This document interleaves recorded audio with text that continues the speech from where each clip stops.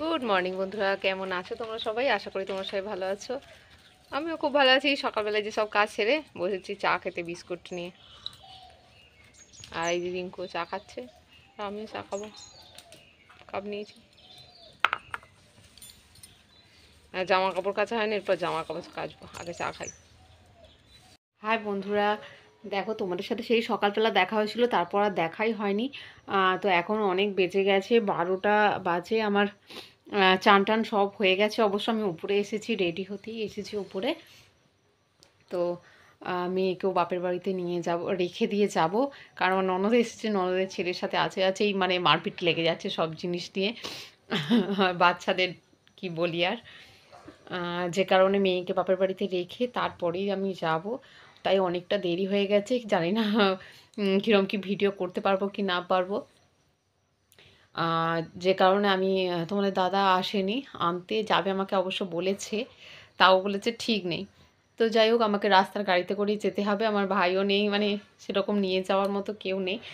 আর সে কারণে ভাবলাম ঠিক আছে, কই বাত নাই, একাই চলে যাব।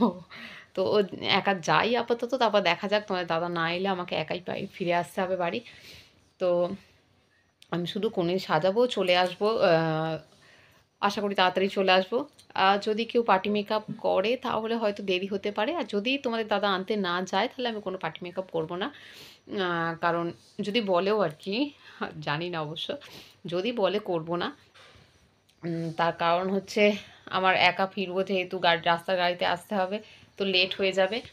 তো আবার মেয়েকে রেখে যাব। বাইকে হলে তবু তাড়াতাড়ি আসা যায়। যাই হোক, অনেকটা দূরের রাস্তা অবশ্য। অনেক বকবক করে ফেলেছি। তোমাদের সাথে আবার পরে দেখা হচ্ছে। আমি মেয়েকে রেডি করে নিজে রেডি হয়ে মেয়েকে নিয়ে তারপর বাপের বাড়ি যাব, তারপরে সারাতে যাব। তোমরা ভিডিওটা পুরোটা দেখতে থাকো। এই যে দেখো, আমি রেডি হয়ে বেরিয়ে পড়েছি ব্রাইডের বাড়ির উদ্দেশ্যে।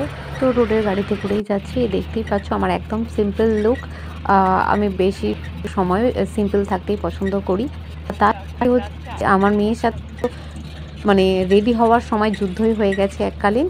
কারণ ও হচ্ছে সোয়েটার পরবে না, ফুল প্যান্ট পরবে না, মানে কিছু মানে শীতের কোনো কিছু পরবে না, সেই কারণে। তারপরে এই যে দেখো, কথা বলতে বলতে চলে এলাম ব্রাইডের বাড়িতে। তো এখানে দেখো হলুদ মাখা হচ্ছে, গায়ে হলুদ হচ্ছে। এখানেও একটা কাকিমা হলুদ বাটছে, এই যে শিলে দেখতে পাচ্ছ কাঁচা হলুদ। তো আমি ভেবেছিলাম, তো আমি এখানে এসেছিলাম ব্রাইডের বাড়ি 2টো নাগাদ। তো আমি ভেবেছিলাম গায়ে হলুদ হয়ে গেল, তো আর বেশিক্ষণ লাগবে না, স্নানটা করেই চলে আসবে।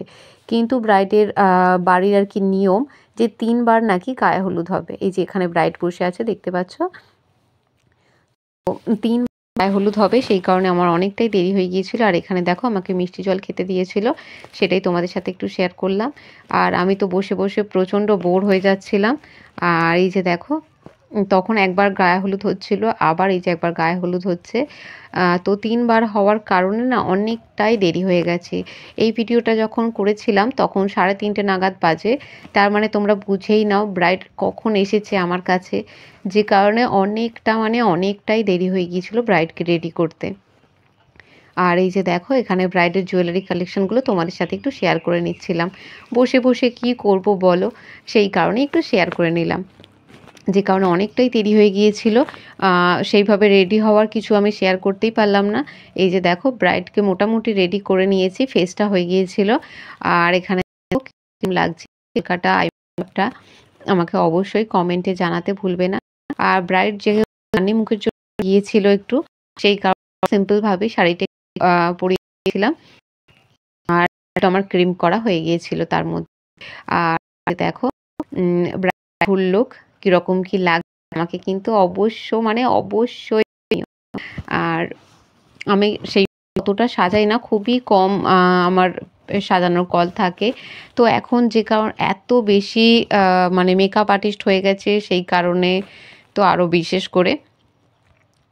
তো কীরকম কি আজকে ব্রাইডকে লাগছে তোমরা অবশ্যই আমাকে বলো। আর খুবই, খুবই মিষ্টি ছিল ব্রাইডটা। মানে কথাবার্তা মানে সব দিক থেকেই খুবই ভালো ছিল। আর ব্রাইডের ফ্যামিলি নিয়ে তো আমার কিছু বলার নেই। খুবই ভালো ছিল। মানে আমি দাঁড়িয়ে আছি বা এর জন্য না চেয়ার নিয়ে এসে দিচ্ছে যে, "তুমি এখানে বসে দেখো না।" মানে খুবই ভালো ছিল। এটা একটা কাকিমা। তো ব্রাইডেরও কাকিমা হয়। এটা ব্রাইডের বৌদি। এরা পার্টি মেকআপ করেছিল। যে কারণে আমাকে আগে থাকতে বলেনি, যে কারণে আমার অনেকটাই দেরি হয়ে গেছে। ৯টা নাগাদ বেজে গিয়েছিল। তারপরে এই যে দেখো ব্রাইডের মা খুবই জোরাজুরি করছিল খাওয়ার জন্য। তো আর না করতে পারলাম না। এই যে খেয়ে তারপরেই আমরা এসেছিলাম। তারপরে বাপের বাড়ি থেকে মেয়েকে নিয়ে তারপরে সোজা বাড়ি।